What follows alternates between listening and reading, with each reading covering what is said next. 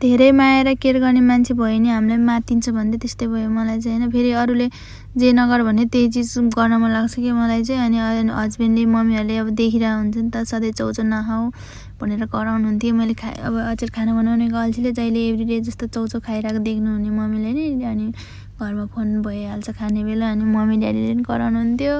अनि हस्बेन्डलाई चाहिँ फेरि मैले जहिले झुट बोलेर खानै खाएको हो भनेर झुट बोल्थेँ कि उहाँहरूले सबैलाई। अनि खाना खाएको हो बनाएर भन्दै झुट बोल्दाखेरि आफूलाई नै बेफाइदा भयो, आफूलाई नराम्रो भयो लास्टमा।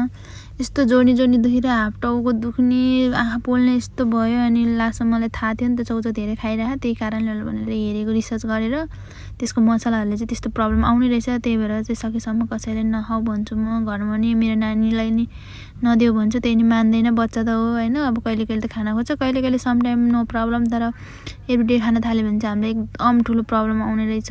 राम्रो चिज चाहिँ होइन यो चाहिँ। बटर हो गाइज, म चाहिँ बटरमै बनाएर खान्छु प्रायः। अहिले तरकारी रेगुलर जस्तो नै बनायो भनेदेखि तेलमा भन्दाखेरि अलिक स्वाद नि आउँछ, मिठो पनि हुन्छ, अनि हेल्दी पनि हुन्छ क्या। अनि त्यही भएर नि हो आज चाहिँ यो पनिर बनाउन लाग्छु। कस्तो बन्छ थाहा छैन, मैले चाहिँ युट्युबमा हल्का हेरेर आफ्नै तरिकाले बनायो।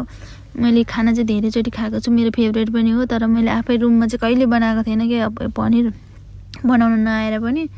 सो यो चाहिँ डल्ले खुर्सानी देख्न सक्नुहुन्छ, यस्तो पिरो छ नि। अस्ति मैले पर्दोदेखि नेपाली सबबाट ल्याएको, मिठो भएको थियो गाइज। बाई बाई, तपाईँहरूले बनाएर खानु होला हेल्दी खाना।